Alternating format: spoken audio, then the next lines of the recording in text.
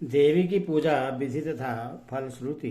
देवी बोली, प्रातःकाल उठकर सिर में प्रतिष्ठित ब्रह्मांड सहस्त्राचक्र में कपूर के समान आभा वाले उज्ज्वल कमल का ध्यान करना चाहिए।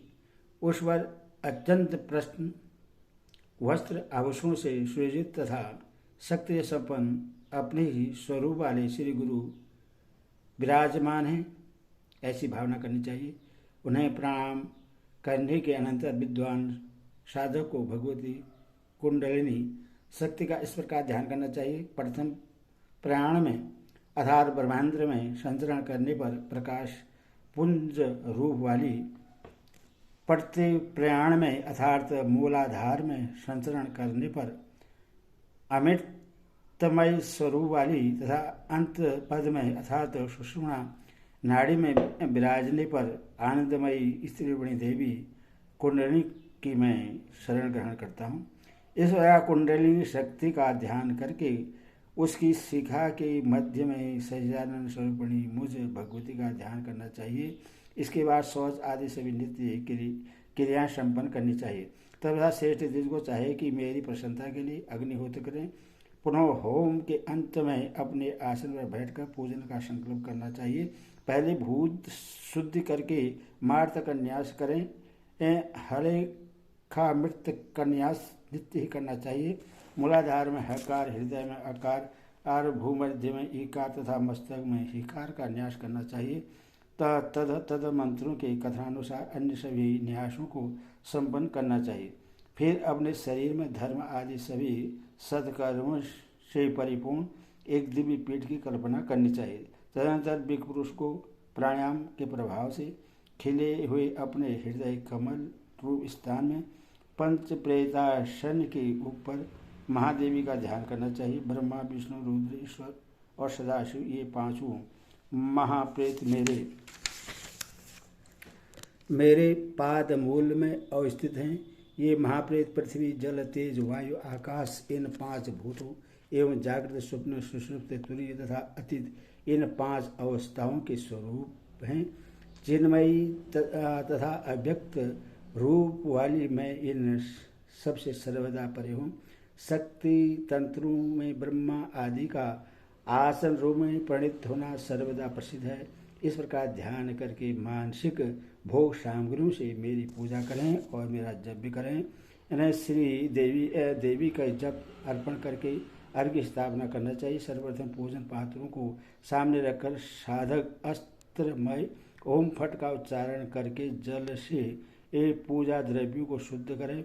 पुनः इसी मंत्र से ये दिग्बंध करके गुरु को प्रणाम करने के अनंतर उनकी आज्ञा लेकर साधक अपने हृदय में भावित मेरे दिव्य मनोहर मूर्ति को ब्रह्म पीठ पर आवाहित करें।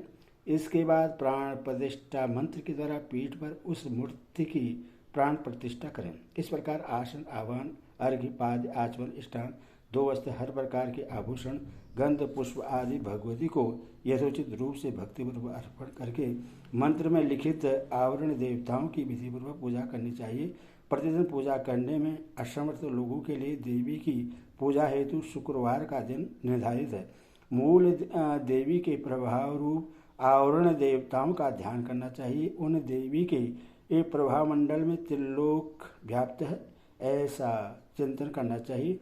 इसके बाद सुगंधित गंध आदि द्रव्यों, सुंदर वास से युक्त पुष्पों, विभिन्न प्रकार के नैवेद्यों, तर्पणों, तांबूलों और दक्षिणा आदि से आवरण देवताओं सहित मूल देवी की पूजा करनी चाहिए। तदुपरांत हे राजन, आपके द्वारा रचित सहस्त्र नाम के द्वारा मुझे प्रश्न करना चाहिए। साथ ही देवी क्वच, अहम रुद्रेशी इत्यादि सूक्त, हलेखोपनिषद संबंधित देवीत्व शीर्ष मंत्र और महाविद्या के प्रधान मंत्रों से मुझे बार बार प्रश्न करना चाहिए। तदंतर पुलकित समस्त अंगों से युक्त, अशों से अवरुद्ध नेत्र तथा कंठमाला और प्रेम से आंध्र हृदय वाले वह साधक मुझे जगदात्री के प्रति समापराध के लिए प्रार्थना करें। साध नृत्य, गीत आदि की ध्वनि से मुझे बार बार प्रश्न करें।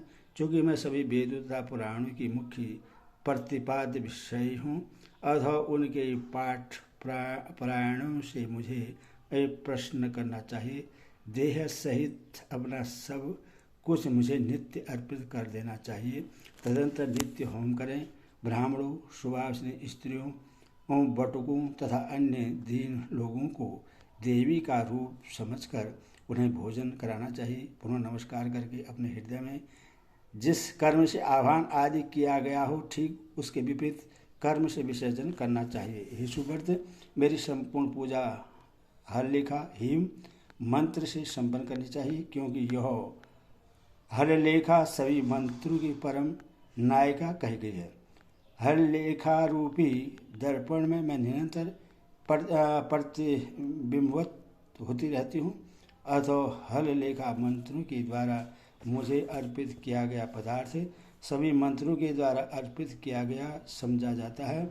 भूषण आदि सामग्री से गुरु की विधिवत पूजा करके अपने को कृत समझना चाहिए। जो मनुष्य इस प्रकार मुझे श्री भवन सुंदरी भगवती की पूजा करता है, उसके लिए कोई भी वस्तु किसी भी समय में कहीं भी दुर्लभ नहीं रह सकती। देहावसान होने पर वह निश्चित ही मेरे मणिद्वीप में पहुंच जाता है। उसे देवी का ही स्वरूप समझना चाहिए। देवता उसे नित्य प्रणाम करते हैं। हे राजन, इस प्रकार मैंने आपसे महादेव जी के पूजन के विषय में बता दिया। आप इस पर भलीभांति विचार करके अपने अधिकार के अनुरूप मेरा पूजन कीजिए, उससे आप कृतार्थ हो जाएंगे। जो सत शिष्य नहीं है उसे कभी भी मेरे इस गीता शास्त्र को नहीं बताना चाहिए। साथ ही जो भक्त न हो, धूर्त हो तथा दुरात्मा हो, उससे भी इसका उपदेश नहीं देना चाहिए। अनाधिकारी के समझ इसे प्रकाशित करना अपनी माता के वह स्थल को प्रकट करने के समान है।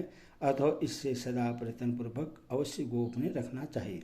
भक्ति संपन्न शिष्य को तथा सुशील सुंदर और देवी भक्तिपरायण श्रेष्ठ पुत्र को भी इसका उपदेश करना चाहिए। श्राद्ध के अवसर पर जो मनुष्य ब्राह्मणों के समीप इसका पाठ करता है, उसके सभी पितर तृप्त होकर परम पद को प्राप्त हो जाते हैं। व्यास जी बोले, हे जन्मेजय, ऐसा कहकर वे भगवती वहीं पर अंतर ध्यान हो गई और देवी के दर्शन से सभी देवता अत्यंत प्रसन्न हो गए। तदंतर वे देवी हेमवती हिमालय के यहाँ उत्पन्न हुई, जो गौरी नाम से प्रसिद्ध हुई। बाद में वे शंकर जी को प्रदान की गई।